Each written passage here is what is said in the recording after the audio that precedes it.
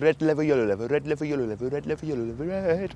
Unique New York. She sells seashells on the seashore. Okay, got it. One Take Deacon is arriving now. All right, so I'm back at Toyota Park in the search for the MLS All-Star, Mr. Mike Magee. Now, I brought my shirt along to get signed. There's only one problem. I don't know where the Chicago Fire are training. They could be training behind me, or they could be training in a nearby training ground. But no one said this signature series was going to be easy. I'm going to have a look around and see if I can find Mike. Mike? Mike, are you training here? Mike?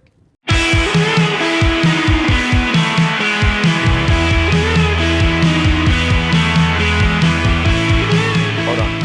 I think I've got a clear indication they could be here. Look at this. You've got team parking with all of their sports cars.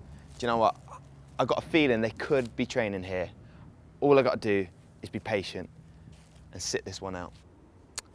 Still no luck looking for Mike Magee here at Toyota Park, but it's very nice of Chicago Fire to leave me a bench that I can wait on.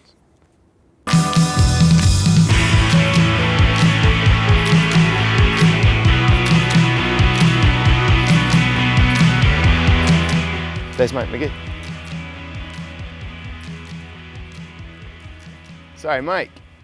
Hey, Mike, how you doing? Good, how are you guys? Good, man. You're originally from Chicago? Yeah, exactly.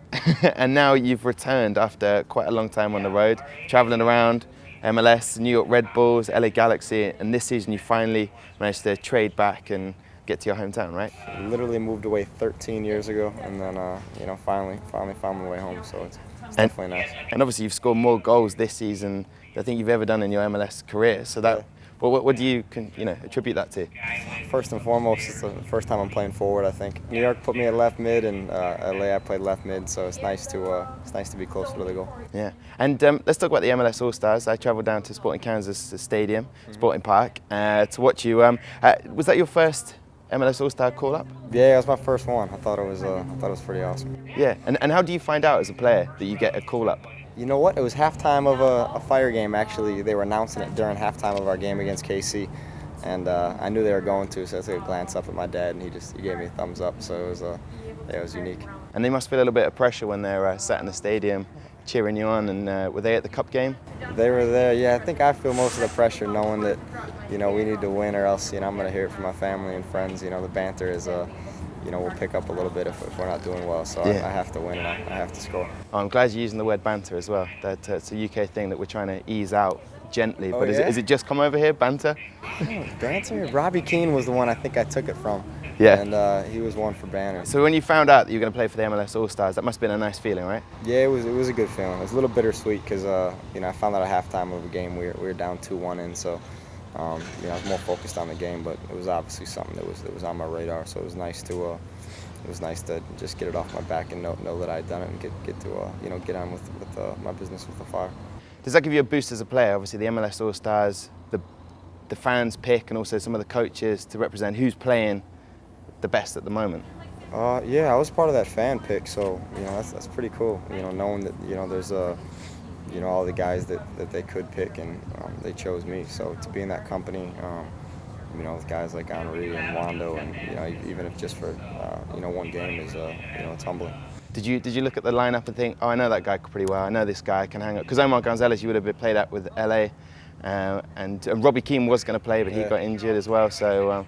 Yeah, those names definitely stood out to me. I think, those were the first calls and texts I made with, Landon and Robbie, and then soon found out Robbie wasn't going, but I knew before everyone else that Landon was coming, so it was good to, kind of reunite with those guys. Who picked up the banter then? If Robbie Keane wasn't there, who picked up the banter baton?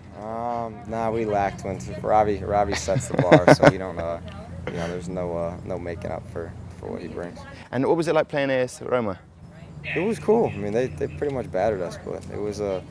It wasn't battering. It wasn't a battering. It was more. It just had a bit more fluidity to them. Very, very good, and I think we were.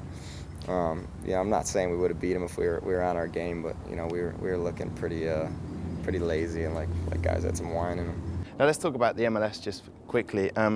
We're noticing that there's a growing trend, more supporters, more fan bases. They're noisy, they're passionate. How have you found the MLS has progressed or improved? Have you seen it yourself? Oh, it's been it's been black and white. I mean, I came in the league in 2003, and you know, there were definitely no atmospheres like a Portland or a Seattle, or you know what they've had in Toronto and LA and all these places. And then you know, I think over the last maybe 5-6 years, you've seen it just steadily increase and get better. And you know, even here in Chicago, our fans are, you know, throughout the course of the season, as we start winning, they're just getting so good. So you know, I think it's all you know, kind of thanks to the product we're putting on the field. There's two guys that stand in a cage right in section 8, which is, I didn't know if it was in a dance nightclub or it was, they really go for it. I like wait for them to turn around. They always got their back to the field, and I kind of like, I'll catch myself glancing at them to see if, like, after a goal or something, they stay in character. No, very much. Because it must be quite difficult. You've paid a ticket, and then they keep checking. They go, no, it's not a goal. Carry on, boys.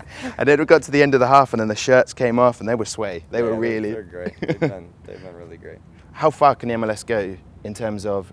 Does it need newer, fresher faces? Does it need the academy players, or does it need, you know, the likes of Thierry Henry to come over to the league? It's a good combination of both. I think the next step is the academy players. You know, getting guys to come up in their hometowns and be effective. You know, you've seen it in LA and you know, maybe a couple other places, but I think the league will start getting really good when, you know, the fans can kind of relate with you know, kind of young Chicago kids coming up. You know, getting to know them, and that's when you know, I think I'll pick up. It doesn't hurt having guys like Thierry Henry and Beckham and Keane, you know, coming over, so we'll take them as well. Well, listen, Mike, it's a real pleasure to finally meet you. As I say, we've travelled a long way. This bag... 49ers hat?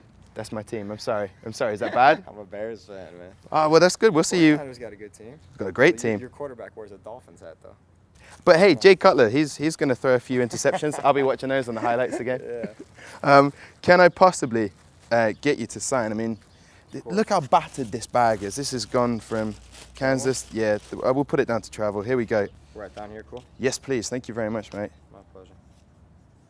That's the way we roll on Copper 90. I'm walking around the stadium, and then all of a sudden, I bump into and see Mike Magee just exiting the building. Couldn't believe my luck. Shouted his name, got it signed on my MLS All-Star shirt. That is another one for the Signature Series. I'm absolutely buzzing. Cannot wait for Chicago Fire versus Montreal Impact. Let's have it.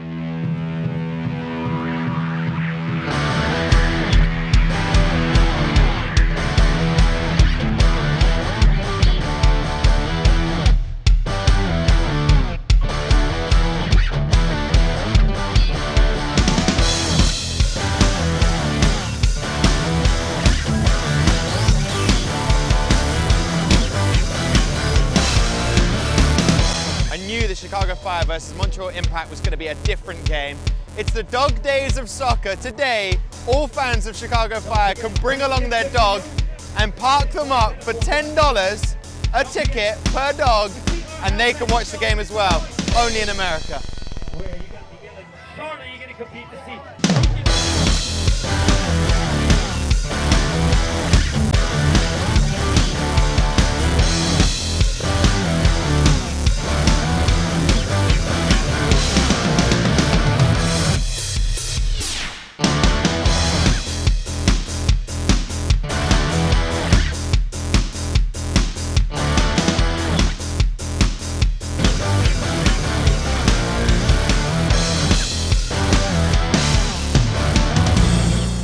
I tell you what, I enjoyed watching Chicago Fire for the second time because finally on the Signature Series I watched the home team win. Chicago Fire 2, Montreal Impact 1. Sadly though, Mr. Mike Magee did not play. Oh well, not the end of the world. Don't forget to follow my journey by subscribing to Copper 90, or even better, follow me at the Eurofan on Twitter. Adios. All right, so I've come back to Toyota Park. Why? Because I'm on the hunt for Mike Magee and the Chicago Fire. No, not saying that. Ow, that hurt my eyes as I looked into the sun there. All right, so I've come back to